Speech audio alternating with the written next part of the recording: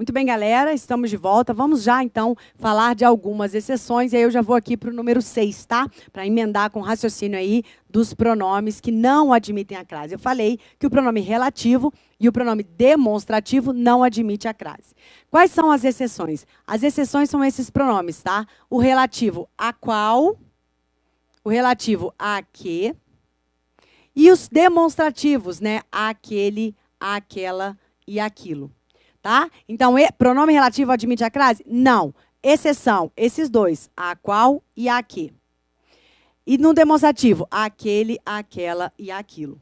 Então, tem essas exceções. Em regra, demonstrativo e relativo não admite crase. Tem exceção? No caso do relativo, a qual e a que. No caso demonstrativo, aquele, aquela e aquilo. Agora, lembrando que a crase é a contração de uma preposição. E aí, quando eu falo em preposição, lembra da regência. Então, você tem que ter um termo regente que pede preposição.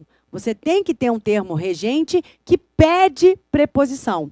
Além desse termo regente, você vai ter um termo regido que admite o artigo ou, então, que vai ter esse pronome demonstrativo. Joia? Olha só.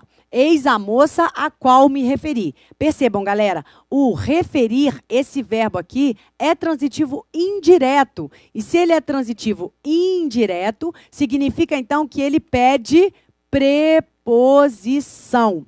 E aí eu tenho um artigo aqui, ó, no antecedente dele. Então, eu tenho a crase aqui. Tudo bem? Eis a moça a qual me referi. Eis a moça a que me referi. Joia? Agora aqui nos demonstrativos, é a mesma coisa. O verbo é o mesmo, ó, referir-se. Verbo transitivo indireto, pedindo a preposição a. Então, esse a está craseado porque a preposição vem daqui. A preposição, ela vem deste verbo. Mas o pronome vai ser igual à crase. Gravem essas exceções. Joia? Vamos agora falar da crase com essas três palavras: distância, casa e terra. Galera, a crase, no caso dessas palavras, ela vai ser obrigatória se essas palavras estiverem determinadas, especificadas.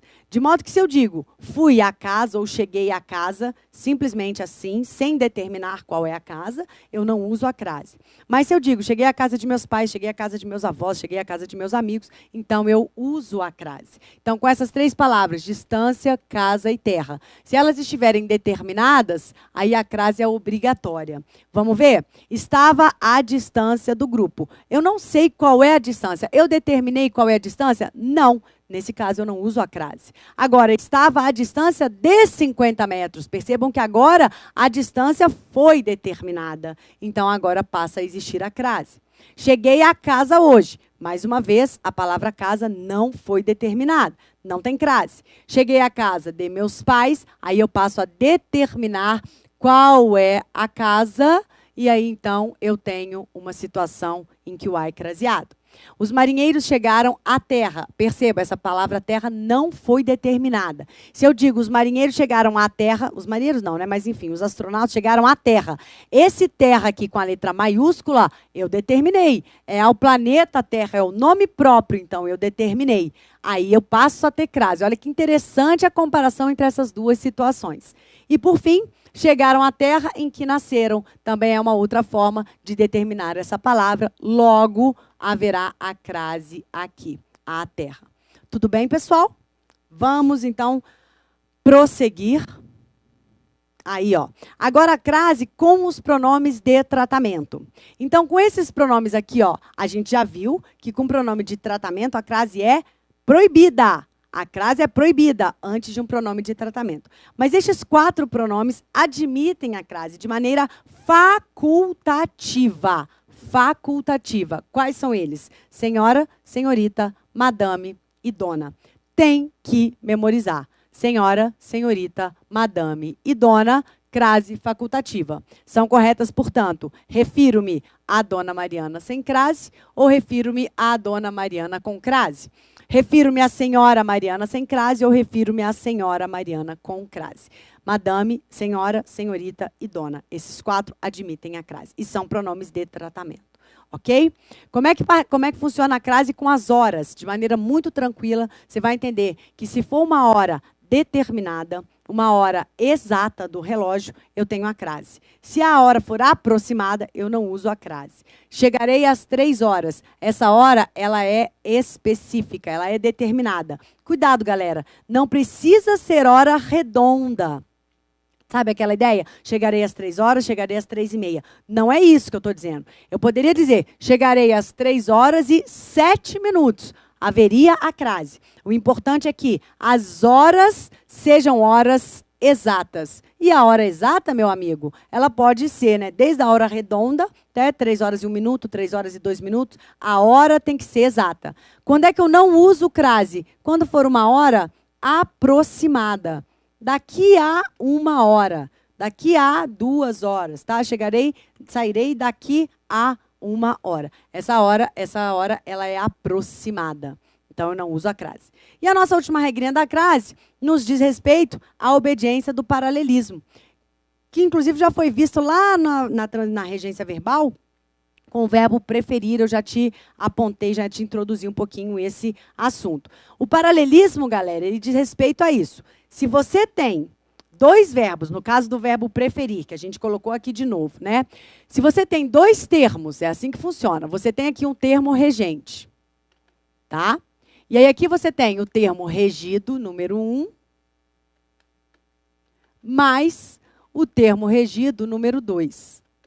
Então, se esses 2 termos aqui, eles dizem respeito, eles se relacionam com esse termo regente aqui, você tem que obedecer o paralelismo. É essa ideia de estruturas lado a lado semelhantes. Vale dizer o seguinte, se houver um artigo aqui nesse termo regido, também tem que haver um artigo no termo regido 2.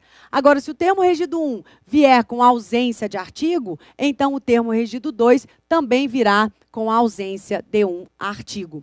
De modo que nós teremos a obediência a esse paralelismo. E aí a preposição não tem nada a ver com isso. A preposição, quem pede é esse termo aqui, ó. O paralelismo tem a ver com artigo. Se eu determino de um lado, eu determino do outro. Mais ou menos assim, ó. Prefiro maçã à torta. O verbo preferir não é transitivo direto e indireto? Então, você tem um termo regente e você tem 2 termos regidos. O regido 1 e o regido 2. A pergunta que eu faço é, tem artigo antes de maçã? Não. Então, da mesma forma, também não vai haver artigo antes do termo regido 2, que no nosso caso é torta. De modo que eu posso afirmar com convicção que esse a aqui é preposição, não é artigo. Preposição pedida por esse verbo, porque a preposição quem pede é o termo regente. Agora, se eu coloco um artigo no termo regido 1, eu também tenho que colocar um artigo no termo regido 2. E aí, se houver uma preposição em quaisquer destes termos, claro que a consequência disso poderá ser a crase, em se tratando de coincidência nos gêneros. Então, prefiro a maçã, agora eu tenho um artigo no termo regido 1, então eu também tenho que ter um artigo no termo regido 2. Só que no termo regido 2, além do artigo que aparece em virtude da obediência ao paralelismo, também já existia a preposição pedida pela regência verbal. Então, no caso do termo 2, a consequência vai ser a crase, a preposição em virtude do verbo. Né, o termo regente que pediu. E agora, o artigo em virtude do paralelismo. Se no primeiro termo eu tenho artigo, no segundo eu também tenho que ter. Por isso, prefiro prefiro a maçã à torta. E aqui, para a gente fechar, uma situação bastante interessante. Ficarei de 8 a 13. Fatalmente, você deve achar isso aqui muito esquisito. Porque ninguém fala assim, ficarei de 8 a 13. Quaisquer panfletos que vocês venham a receber, vocês vão ver assim, né? O evento vai de 8 às 13. Só que isso é um erro, porque aí você está, mais uma vez, ferindo o paralelismo. De que maneira? Galera, mais uma vez, eu tenho 2 termos, 8 e 13, que são regidos aqui pelo ficarei. Então, eu obedeço o paralelismo. Se eu não tenho artigo no primeiro termo, eu também não vou ter no segundo. Por isso, o correto é ficarei de 8 a 13. Se eu não tenho artigo lá, eu também não tenho artigo cá. Veja, eu só tenho a preposição de, e esse a aqui também é só preposição.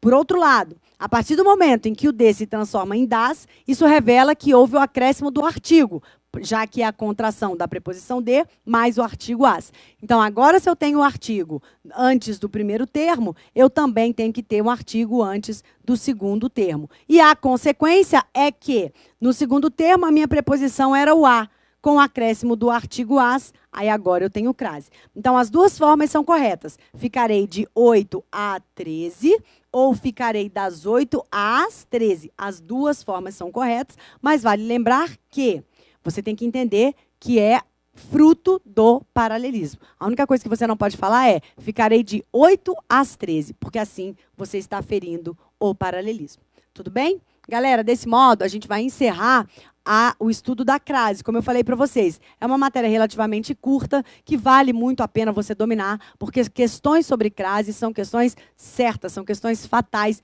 de aparecerem na sua prova. Ok? A gente começa agora com um assunto novo, que é o assunto da sintaxe. Eu costumo dizer o trauma de muitos alunos, vou até beber uma água para me preparar.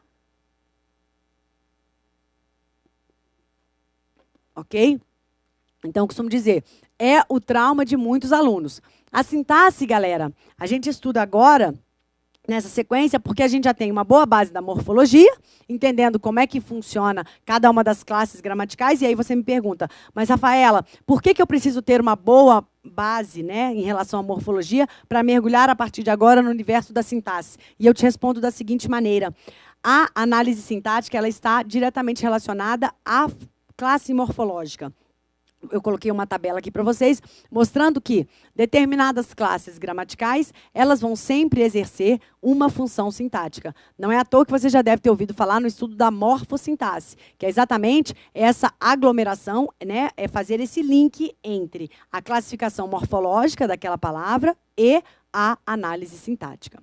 Então, vamos nessa, galera. A partir do estudo da sintaxe, o que a gente vai estudar? Os termos da oração. Vale lembrar que a gente vai começar pelo chamado período simples. Tá? Quando eu falo, então, em termo de uma oração, isso é a sintaxe, são os termos de uma oração. A gente começa com o período simples e depois a gente se aprofunda no período composto. Eu quero que você entenda, e eu preciso que você entenda o seguinte. Quando eu falo em período simples, é porque esse período ele é composto por apenas uma oração. E aí agora eu faço o link com a sintaxe. Ora, sintaxe é o estudo dos termos da oração. É o estudo dos termos da oração. Então, naquela oração eu tenho sujeito, eu tenho predicado, objeto direto, indireto, adjunta adverbial, agente da passiva, adjunta de nominal, complemento nominal, aposto, vocativo e predicativo. Vamos estudar, então, essas 11 funções sintáticas no nosso minicurso. Ok, galera? Vamos, então, começar. O estudo da sintaxe, ele se divide entre os termos da oração. Eu preciso desses 3 conceitos iniciais aqui para a gente poder prosseguir. Primeiro, o conceito de frase, o conceito de oração e o conceito de período. Vamos lá. O conceito de frase é esse aqui. É o enunciado de sentido completo. Eu não usei a palavra verbo. Eu tenho que ter um enunciado de sentido completo. A simples palavra bom dia, ou essa frase bom dia, gente, é uma frase. Como essa frase não possui verbo, ela é chamada de frase nominal. Agora, uma frase, que nada mais é do que um enunciado de sentido completo, pode possuir verbo. E aí ela passa a ser uma frase verbal. Vamos estudar. Tem sentido completo, como tem verbo, então ela passa a ser uma frase verbal. Fica a observação, bom dia tem hífen. Bom dia, boa tarde e boa noite. Ok? Vamos falar então agora do conceito de oração. Oração não tem a ver com sentido completo. A oração é uma estrutura. Por isso que a gente vai estudar os termos da oração. A gente não estuda os termos da frase, a gente estuda os termos da oração. Então, a oração é uma estrutura organizada em torno de um verbo. A oração é uma estrutura organizada em torno de um verbo. Percebam, galera, na oração, o que não pode faltar é verbo. Só existe oração se houver verbo. Mas a oração, ela prescinde do sentido completo. Veja, não precisa ter sentido completo. Se ela tiver, ok. Mas se ela não tiver, ok, do mesmo jeito. Oração é estrutura. De modo que uma frase verbal vai ser sempre uma oração. Mas nem toda oração vai ser uma frase verbal. Por quê? Porque a frase verbal ela tem sentido completo e verbo. Tendo verbo já é oração. Por outro lado, por que a oração não será nem sempre uma frase verbal. Porque a oração não precisa ter sentido completo, ela só precisa ter o verbo. E a frase precisa ter sentido completo. Não basta o verbo para a frase. O que basta para a frase é o sentido completo. Então, é uma via de mão única. A frase, toda frase verbal é uma oração. Porém, nem toda oração vai ser uma frase verbal. Vamos ver então aqui, nessa sentença. Eu sei que você é bom aluno. Aí o aluno fala assim, ué, professor, isso aí tem sentido completo. Tem, mas eu tenho duas orações. Quer ver? Se a oração é organizada em torno de um verbo, significa que para cada verbo eu tenho configurado uma oração. Então vejam, eu sei que você é bom aluno. Eu tenho esse primeiro verbo, sei, e tenho esse segundo verbo, é. Se eu tenho dois verbos, eu tenho duas orações. A primeira oração é essa aqui, ó, eu sei. E a segunda oração é que você é bom aluno. Aí eu te pergunto, quando eu digo que você é bom aluno, isso tem sentido completo? Não, isso não tem sentido completo. Então, galera, isso aqui é uma oração apenas, não é uma frase. Tá vendo como a oração prescinde do sentido completo? A oração não precisa ter sentido completo. A prova disso está aqui. A oração precisa ter apenas um verbo. E o que é o período? O período é um enunciado de sentido completo, até aqui igualzinho à frase, só que além de ser um enunciado de sentido completo, ele também tem que possuir pelo menos uma oração ou duas orações. Então já são duas características. O período ele tem que ter sentido completo, ele tem que ter verbo, tem que possuir pelo menos uma oração. E a terceira característica, ele tem que terminar com uma essas quatro marcas aqui de pontuação. Ponto final, ponto de exclamação, ponto de interrogação ou reticências. Então, cuidado. O período ele tem três características que são concomitantes. Tem que ter sentido completo, tem que ter oração e tem que terminar com ponto final, ponto de exclamação, interrogação ou reticências. A oração não precisa ser pontuada. Veja, eu sei é a primeira oração. Tem alguma pontuação depois dela? Não. Não tem ponto final, ponto de exclamação, interrogação, nem reticências. Já o período ele precisa ser pontuado. Então, este conjunto aqui é um período, porque ele é pontuado, ponto final, ele tem sentido completo, eu sei que você é bom aluno, e ele tem oração. Aqui eu tenho uma, aqui eu tenho duas. Se no meu período eu tenho só uma oração, período simples. Se no meu período eu tenho mais de uma oração, 2, 3, 4, 5, 10, 15, o meu período é composto. Ok? Muito bem, feitas essas considerações iniciais, a gente passa agora ao estudo da sintaxe, a gente vai dividir em 4 partes. Os termos essenciais de uma oração, os complementos de verbo que uma oração pode ter, os complementos de nome que uma oração pode ter e o termo independente da oração, que é o chamado vocativo. Então, serão 4 mini-momentos aqui no nosso curso. Vamos, então, aos termos essenciais. Quando eu digo que algo é essencial, a definição é que é algo absolutamente necessário, indispensável, que não pode faltar. O que significa dizer que toda oração tem sujeito e predicado? Sim, verdadeiro. Toda oração tem sujeito e predicado. Os termos essenciais de uma oração são estes dois, sujeito e predicado. Se são essenciais, toda oração vai ter. Não pode faltar o sujeito em uma oração. Aí você vai dizer, professora, mas eu me lembro do sujeito inexistente. Correto. O sujeito inexistente, que também pode ser chamado de oração sem sujeito, é uma maneira de você tipificar o sujeito. A gente tem que sempre lembrar que quando eu falo em sintaxe, eu estou falando em estrutura.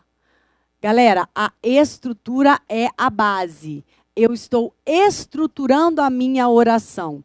E a gente vai se aprofundar aqui no estudo do sujeito para mostrar para vocês que um sujeito pode sim ser inexistente de acordo com a estrutura que ele vai apresentar. Primeira conclusão importante, para toda oração você vai ter que tipificar um sujeito e um predicado. Joia?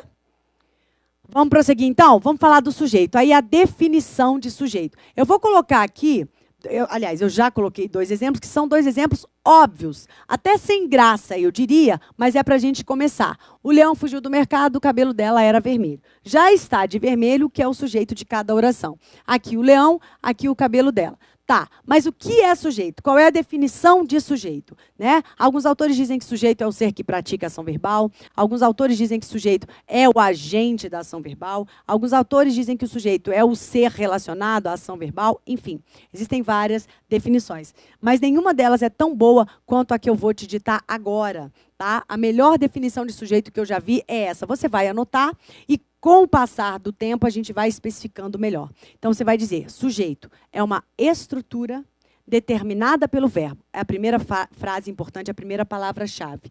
Então, vamos lá. Sujeito é uma estrutura. Então, é o que eu falei para vocês. Ao ser uma estrutura, né, é uma maneira que eu tenho de formar aquela frase. Sujeito é uma maneira que eu tenho de formar a frase. E essa maneira, essa estrutura, vai ser determinada pelo verbo. Olha como tudo que eu comecei a ditar aqui já é diferente do que tinha Maricleia pelo verbo.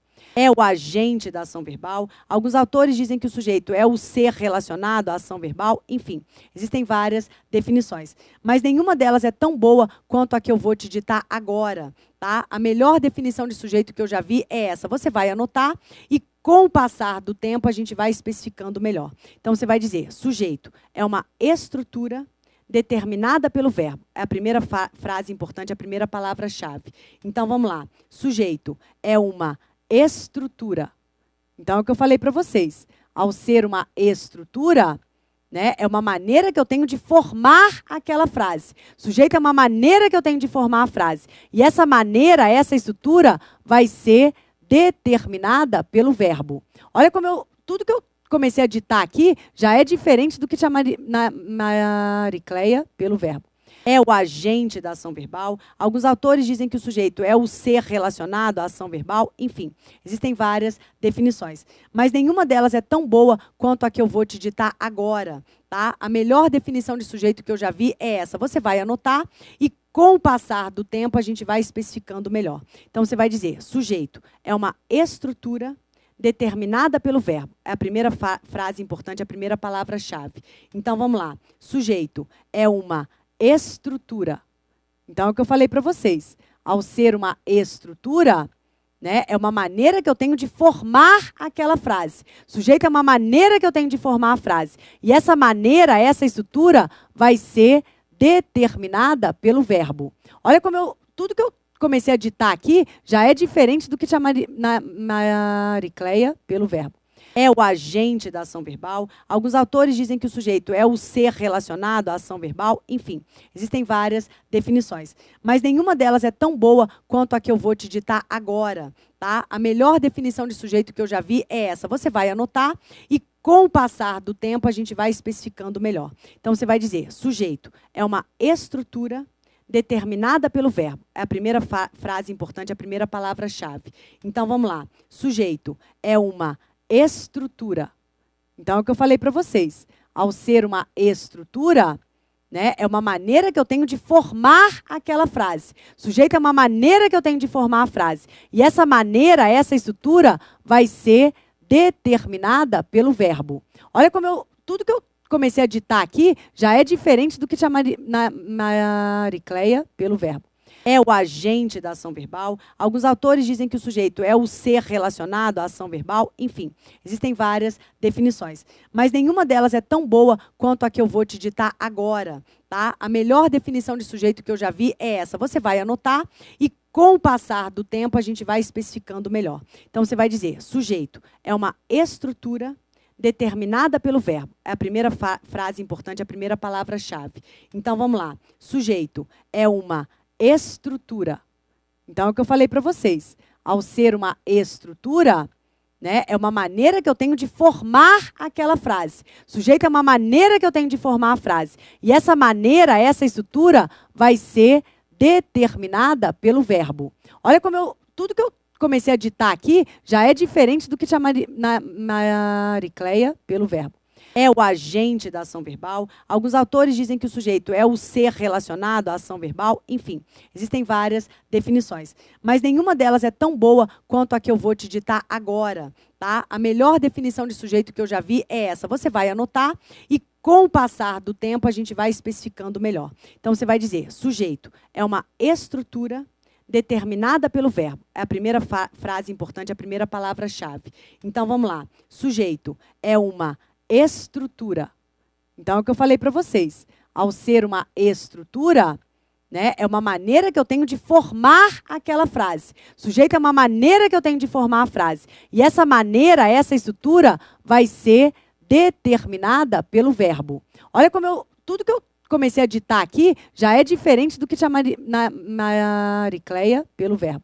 É o agente da ação verbal. Alguns autores dizem que o sujeito é o ser relacionado à ação verbal. Enfim, existem várias definições. Mas nenhuma delas é tão boa quanto a que eu vou te ditar agora. Tá? A melhor definição de sujeito que eu já vi é essa. Você vai anotar e, com o passar do tempo, a gente vai especificando melhor. Então, você vai dizer, sujeito é uma estrutura determinada pelo verbo. É a primeira frase importante, a primeira palavra-chave. Então, vamos lá. Sujeito é uma estrutura.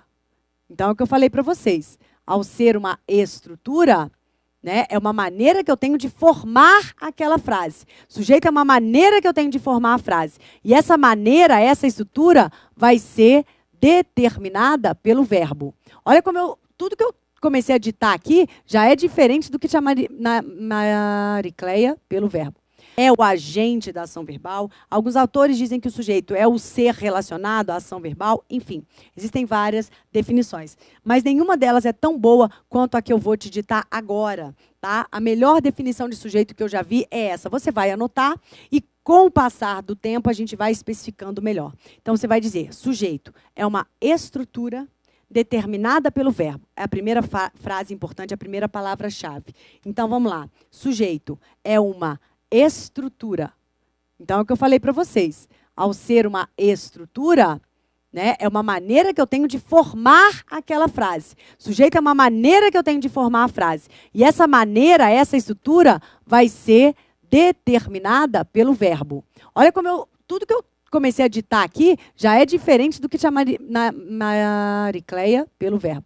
É o agente da ação verbal. Alguns autores dizem que o sujeito é o ser relacionado à ação verbal. Enfim, existem várias definições. Mas nenhuma delas é tão boa quanto a que eu vou te ditar agora. Tá? A melhor definição de sujeito que eu já vi é essa. Você vai anotar e, com o passar do tempo, a gente vai especificando melhor. Então, você vai dizer, sujeito é uma estrutura determinada pelo verbo. É a primeira frase importante, a primeira palavra-chave. Então, vamos lá. Sujeito é uma estrutura. Então, é o que eu falei para vocês. Ao ser uma estrutura, né, é uma maneira que eu tenho de formar aquela frase. Sujeito é uma maneira que eu tenho de formar a frase. E essa maneira, essa estrutura, vai ser determinada pelo verbo. Olha como tudo que eu comecei a ditar aqui já é diferente do que chamaria Maricleia pelo verbo. É o agente da ação verbal. Alguns autores dizem que o sujeito é o ser relacionado à ação verbal. Enfim, existem várias definições. Mas nenhuma delas é tão boa quanto a que eu vou te ditar agora. Tá? A melhor definição de sujeito que eu já vi é essa. Você vai anotar e, com o passar do tempo, a gente vai especificando melhor. Então, você vai dizer, sujeito é uma estrutura determinada pelo verbo. É a primeira frase importante, a primeira palavra-chave. Então, vamos lá. Sujeito é uma estrutura. Então, é o que eu falei para vocês. Ao ser uma estrutura, né, é uma maneira que eu tenho de formar aquela frase. Sujeito é uma maneira que eu tenho de formar a frase. E essa maneira, essa estrutura, vai ser determinada pelo verbo. Olha como tudo que eu comecei a ditar aqui já é diferente do que chamaria Maricleia pelo verbo. É o agente da ação verbal. Alguns autores dizem que o sujeito é o ser relacionado à ação verbal. Enfim, existem várias definições. Mas nenhuma delas